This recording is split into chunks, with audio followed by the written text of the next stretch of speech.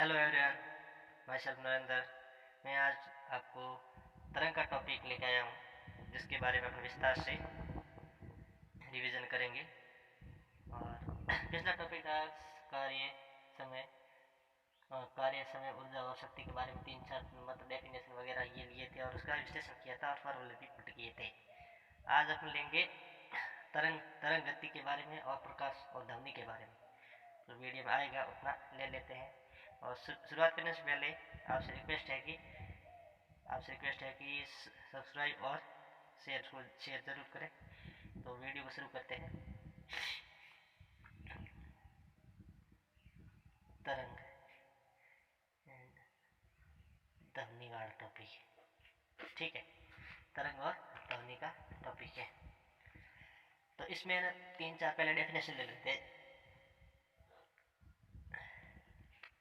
ये क्या होता है? ये होती है माध्य स्थिति। क्या बोलेंगे इसको? ये है ना, ये ओ पॉइंट है। ये क्या है? माध्य स्थिति, मिड पॉइंट है, माध्य स्थिति है। ये किसकी? कोई पिंड हो सकता है, कोई भी बॉडी हो सकती है, माध्य स्थिति है। तो यहाँ से तरंग होती है जो हाईएस्ट जाएगी, यहाँ से लोएस्ट जाएगी, यहाँ से हाईएस्ट जाएगी और यहाँ से लोएस्ट जाएगी। तो ये माध्य स्थिति है। अधिकतम विस्थापन, ये क्या हुआ? विस्थापन हुआ है, अधिकतम विस्थापन। तो इसको क्या बोलेंगे? इसको बोलेंगे आयाम।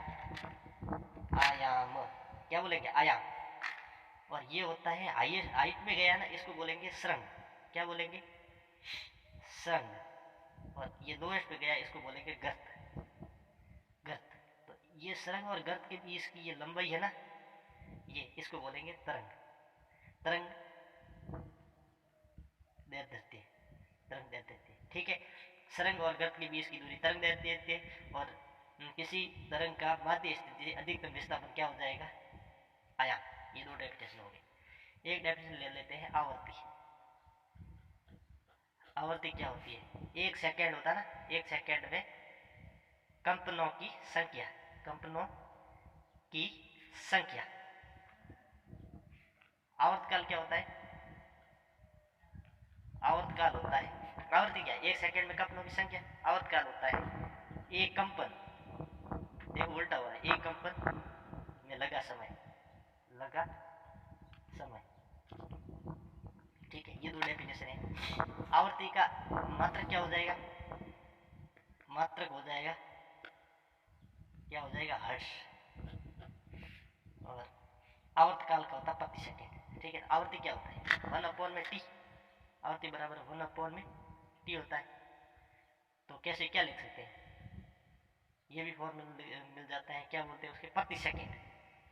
और कंपन का होता है सेकेंड। ये मतलब डेफिनेशन याद रखना पड़ेगा। आवर्ती क्या होती है? एक सेकंड में कंपनों की संख्या। क्वेश्चन पूछा जाएगा, एक सेकंड में कंपनों की संख्या कहलाती है तो आवर्ती।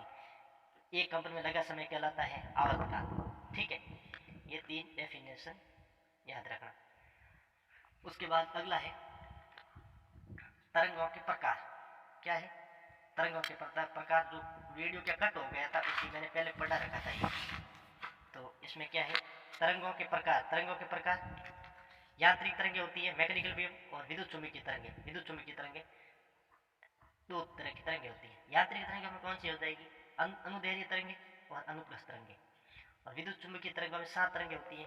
गामा होती है, एक्स होती है, यूवी तरंग होती है, दर्शनीय तरंग होती है, अवरक्त तरंग होती है, और सूक्ष्म तरंग होती है, और रेडियो तरंगे होती है, ठीक है ना।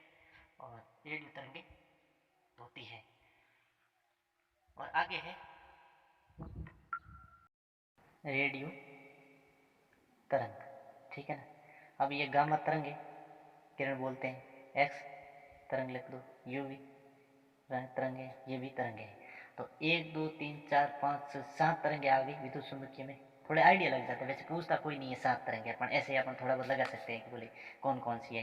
तो ये अनुदैर्घ्य और अनुप्रस्थ को छोड़कर बाकी गामा, एक्स, यूवी, दर्शनीय, अवरक्त, सूक्ष्म तरंगे, रेडियो तरंगे, तो ये सब आ जाएगी विद्युत चुंबकीय तरंगे में, ठीक है। अब ले लेते हैं यांत्रिक तरंगे। यांत्रिक तरंगे में पहले तो अपन अनुप्रस्थ लिखते हैं। अनुप्रस्थ, अनुप्रस्थ तरंग। तो इसमें क्या हो जाएगा? इसमें क्या हो जाता है? इसमें ये लंबवत होती है, ये इसके अनुप्रस्थ तरंग होती है ना, तरंग के कण होते हैं ना, तरंग के कण लंबवत कंपन करते हैं, लंबवत कंपन करते हैं। तो ऐसे ध्यान रखना, अनुप्रस्थ तरंग कौन सी है? तरंग के कण, तरंग कण लंबवत कंपन करते हैं। तरंग के कण है ना, तो यहाँ के लेते हैं, तरंग के कण लंबवत कंपन करते हैं, अनुप्रस्थ तरंग होगी, ठीक है ना। तो अनुप्रस्थ तरंगों के उदाहरण कौन से हैं? उदाहरण कौन से हो जाएंगे? जल होता है ना, जल में पत्थर फेंकने पर उत्पन्न तरंग। अनुप्रस्थ तरंग में देखो, अनुप्रस्थ तरंग में ये होती है ना, प्रकाश तरंग भी अनुप्रस्थ तरंग आती है। प्रकाश होता है ना, वो अनुप्रस्थ तरंग का उदाहरण है। जल में कैसे, जैसे ये होता है, ये पानी है, यहाँ से पत्थर फेंकेंगे ना, तो यहाँ से जंप करके ऐसे जाएगा ना, तब यहाँ पर तरंगे उत्पन्न होगी। तो वो तरंगे कौन सी होती है? वो तरंगे होती है अपनी अनुप्रस्थ तरंगे, ठीक है। और दूसरा मैंने अभी बता दिया, प्रकाश तरंग जल में पत्थर मारो, अनुप्रस्थ तरंग कहलाएगी। प्रकाश तरंग भी क्या होती है? अनुप्रस्थ तरंगे होती है, मतलब लंबवत कंपन करते हैं इसके कण, ठीक है। अब एक और होती है अपने गिटार, वीणा, सितार वगैरह की तरंगे होती है। ये बजाते हैं ना, तब कौन सी तरंगे उत्पन्न होती है? यही होती है किसमें? गिटार में, सितार में और वीणा में। ये भी किसमें होती है? अनुप्रस्थ तरंग के उदाहरण हो जाएंगे। अब ले लेते हैं अपन अनुदैर्घ्य तरंग। ये इतना ही पूछते, ये पूछेगा क्या, ये पूछेगा अनुप्रस्थ तरंग के उदाहरण है। तो प्रकाश तरंग भी अनुप्रस्थ तरंग का है। जल में पत्थर मारोगे तो उत्पन्न तरंगे कौन सी हो जाएगी? अनुप्रस्थ हो जाएगी। गिटार, सितार और वीणा की में कौन सी तरंगे उत्पन्न होती है? ये अनुप्रस्थ तरंगे होती है। अनुदैर्घ्य ले लेते हैं, अनुदैर्घ्य तरंग। अभी देखो, अभी इसमें क्या है, तरंग के कण लंबवत कंपन कर रहे थे, ठीक है। अभी क्या हो जाएगा? अभी इसमें अनुदैर्घ्य तरंगों में समांतर, ठीक है, समांतर मतलब तरंग की दिशा में। इसमें लिख दो, तरंग के कण, तरंग संचरण की दिशा में गति, तरंग संचरण की दिशा में कंपन। अब इसको समझ लेते हैं कैसे। ऐसे होता है जैसे ये तरंग के कण, मतलब तरंग जिस साइड में दिशा में जा रही है ना, उसी में ये कंपन करेंगे, उसी में ही कंपन करेंगे। तो क्या हो जाएगा? अनुदैर्घ्य तरंगे। जैसे ध्वनि तरंगे होती है, उदाहरण क्या है? उदाहरण आपको पूछे ध्वनि तरंग है तो क्या है? अनुदैर्घ्य ध्वनि ध्वनि तरंगे ये किसमें? इसके। अब ये देखो, अनुदैर्घ्य ध ये आ रहा है, ठीक है ना, अनुदैर्घ्य में ध आ रहा है, और ध्वनि में ध आ रहा है, और अनुदैर्घ्य भी आधा ध आ रहा है। रिलेट कर देना, अनुदैर्घ्य तरंग है, ध्वनि तरंग है, ठीक है। और ये क्वेश्चन बार बार पूछा। अनुप्रस्थ तरंग में क्या है? प्रकाश तरंग है। ये दो मोस्ट इंपॉर्टेंट आते हैं, बाकी अपन आगे देख लेते हैं, ठीक है। ये दो चीज़ें पूछ लेता है इसमें। और इसमें और भी, इसमें भूकंप की तरंगों का पूछे ना, हाँ, भूकंप की तरंगे, ये भी इसमें आ जाएगी, भूकंप की तरंगे भी। और उसमें एक और होता है स्प्रिंग वाला, स्प्रिंग में उत्पन्न तरंगे मतलब हो गया। स्प्रिंग भी क्या है? दिशा में, जहाँ पर स्प्रिंग आप उसको दबाते हैं तो किसे दिशा की ओर कंपन करेगी, वो दिशा की ओर ऐसे होगी, तो स्प्रिंग उत्पन्न तरंगे, भूकंप तरंगे हो गई।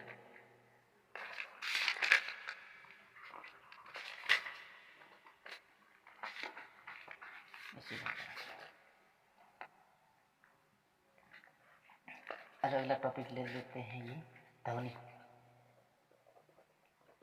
ध्वनि में क्या हो जाएगा? ध्वनि है, ध्वनि के बारे में देखें। पहले तो आपने देख लिया ध्वनि क्या है, अनुदैर्घ्य तरंगे, अनुदैर्घ्य तरंग हो गई। ध्वनि क्या होगी? अनुदैर्घ्य तरंग हो गई। पहला तो ये याद रखना अपने को, ठीक है। दूसरा याद रखेंगे अपन,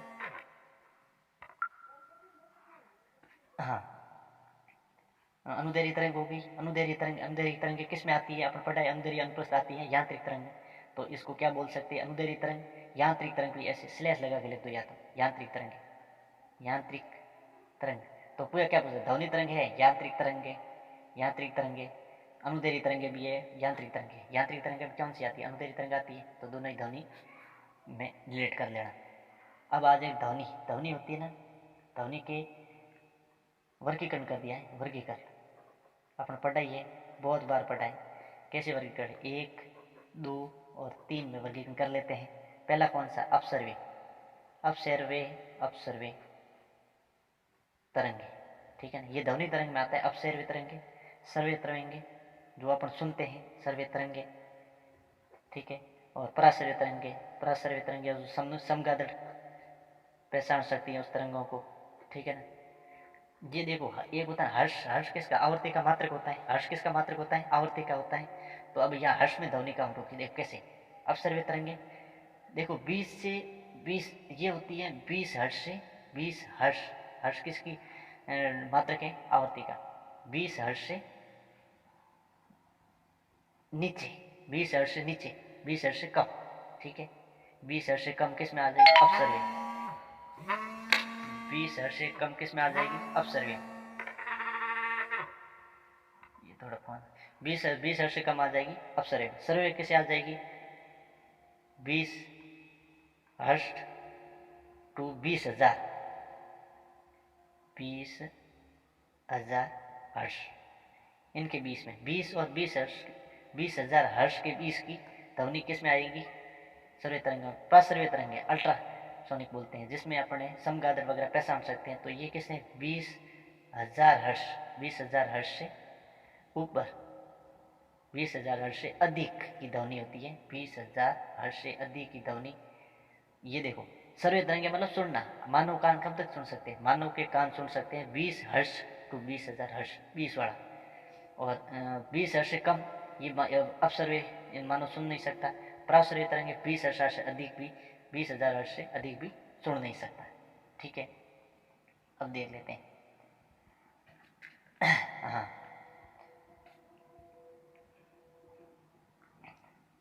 इसमें तो आप उदाहरण लिख देंगे। प्रसर्वे तरंगे पहचानेगी, कौन पहचानेगी, सम गादड़ का पूछते हैं, समगादड़ का पूछ लेते हैं। ये उदाहरण बहुत बार क्वेश्चन पूछा गया है समगादड़ वाले पे। अब अपन डिटेल से ये स्टार्ट कर लेते हैं इसका।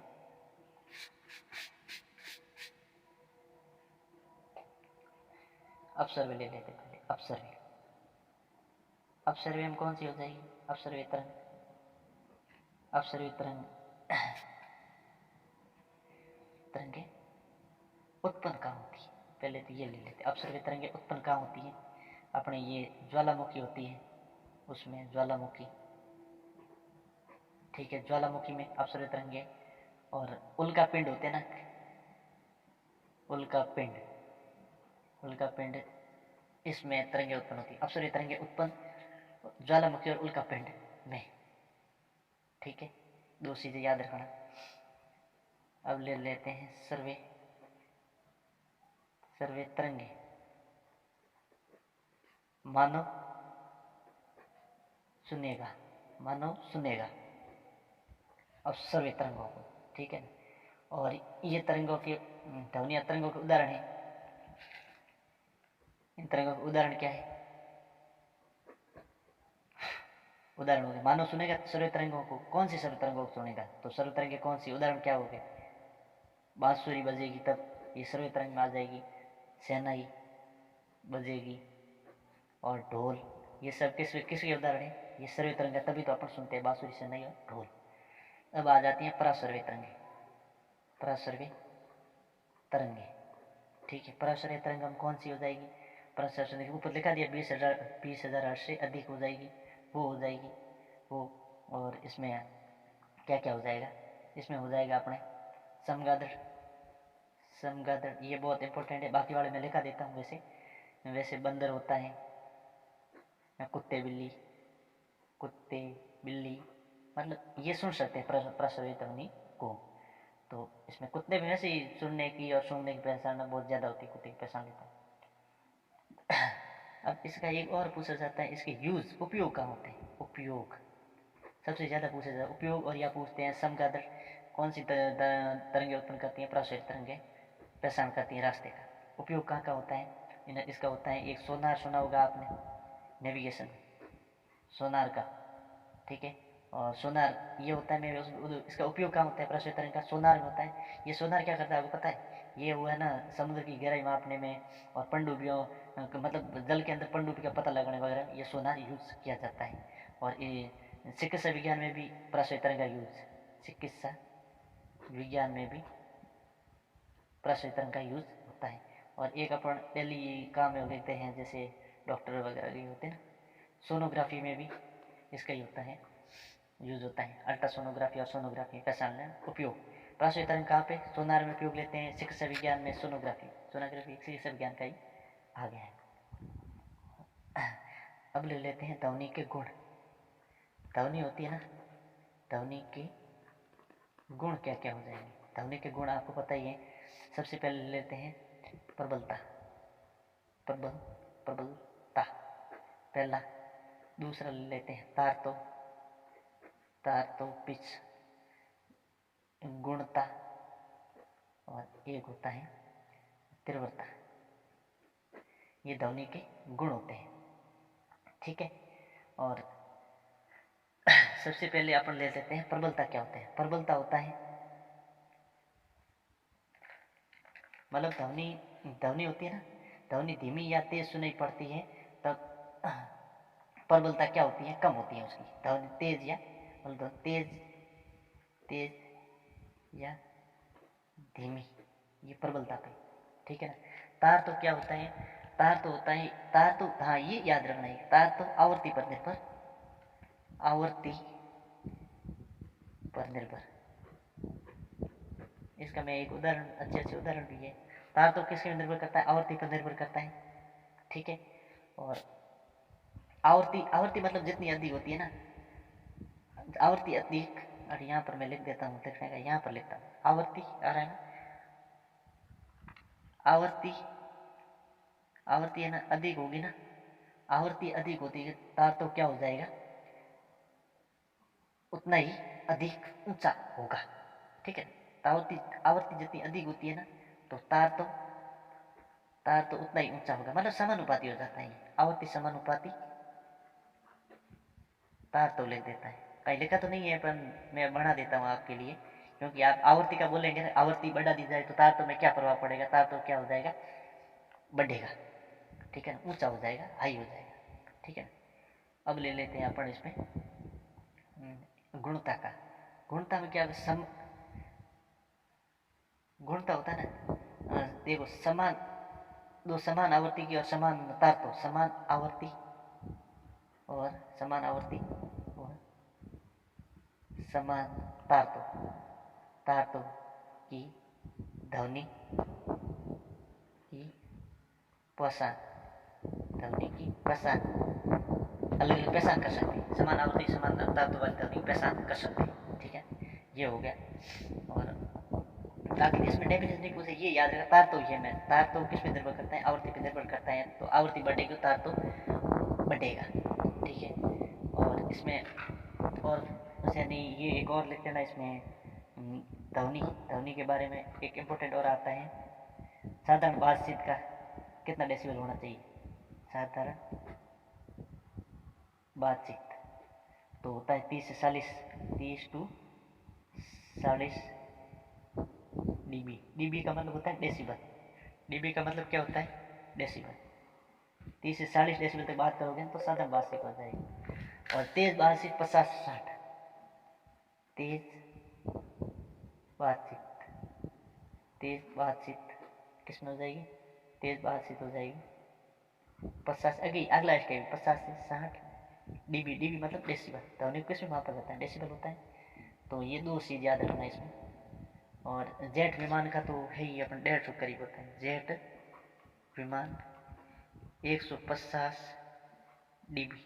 ये साधारण बातचीत पूछ लेते हैं। साधारण बातचीत 30 से 40, 50 से 60 हो जाएगा, 50 से 60 हो जाएगा। तेज बातचीत हो जाएगी 150 करीब, जेट विमान वगैरह हो जाती है। और WHO बोलता है कि 45 डेसिबल है ना ध्वनि मानो सबसे उपयुक्त है। WHO है ना, वर्ल्ड हेल्थ ऑर्गेनाइजेशन, तो वही बोलता है 45 dB अच्छी ध्वनि। ये चीज़ भी याद रख सकते हैं अपन। और एक और है उसमें, एक फॉर्मूला भी है,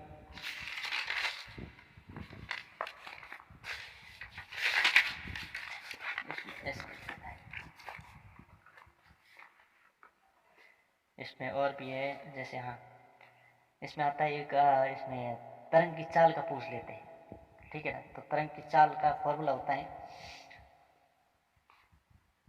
तरंग चाल।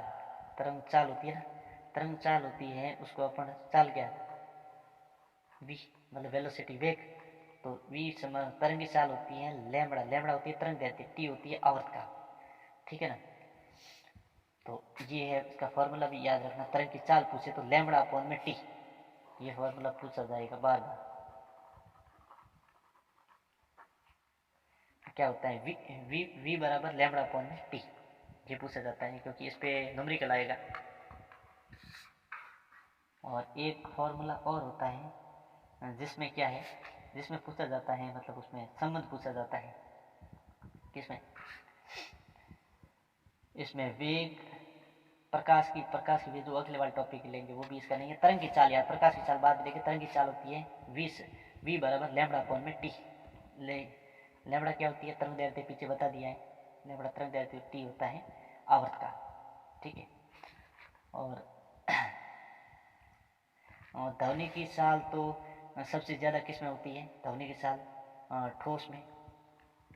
ध्वनि चाल क्रम, क्रम क्या होता है, कोई पूछे ध्वनि की चाल कैसे होती है, जैसे ध्वनि की चाल सबसे ज़्यादा होती है, जैसे रेलगाड़ी बहुत दूर आती हुई भी सुनाई दे जाती है, मतलब पता चल जाता है पटरी पे कान रखने से, कान को पटरी पे नहीं रखना है, तो पटरी पे पता चल जाता है, जैसे पटरी पास खड़े रहते हैं ट्रेन आ रही है बहुत दूर पे, तो क्या वो ठोस होती है, तो ठोस, ठोस में सबसे ज़्यादा होगा ठोस, उसके बाद हो जाएगा द्रव, उसके बाद हो जाएगा गैस।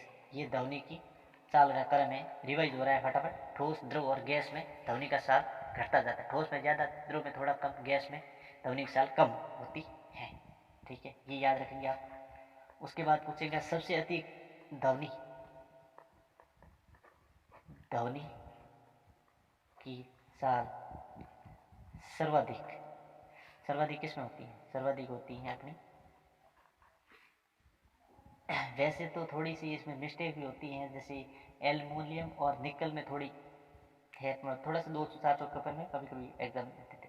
ध्वनि की चाल सर्वाधिक होती है एल्युमिनियम में, ये लिख के ले लो, ये पूछा जाएगा एल्युमिनियम, और वो भी नंबर पूछे जाएंगे इसके, मतलब कितनी होती है, तो इसको लिख दो 64-20 होता है, कितना होता है 64-20। साल को कैसे मेजर करते हैं, जैसे साल क्या होता है, साल, साल का फॉर्मूला क्या होता है, दूरी बटा समय होता है ना, चाल बराबर क्या होता है, चाल बराबर दूरी बटा समय, ठीक है।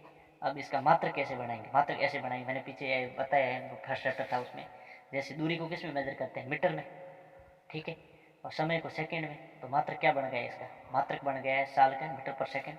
तो यहाँ पर किसकी पूछ रहा है, ध्वनि की साल, तो क्या हो जाएगा मीटर पर सेकेंड, ये हो जाएगी एल्युमिनियम की ध्वनि में साल 6420 मीटर पर सेकेंड, ठीक है, ये पूछा जा सकता है। उसके बाद ये भी पूछा जा सकता है कि एक होता है ना वो अपनी प्रतिध्वनि, इको, प्रतिध्वनि कब सुनाई देगी, प्रतिध्वनि, प्रतिध्वनि कब सुनाई देगी, जब है ना 17 मीटर, 17 मीटर, मतलब वैसे पॉइंट हम देखें 16.6 मीटर डिस्टेंस होना ही चाहिए मीटर, या अपन लिख सकते हैं 17 मीटर, ये फैक्ट होते हैं, फैक्ट आते हैं सीधे, 17 मीटर दूरी पे होगे तो ही मतलब इको सुनाई देगी। इको मतलब होता है हेलो हेलो हेलो हेलो, इसको बोला जाता है इको, नहीं तो नहीं सुनाई देगी आपको।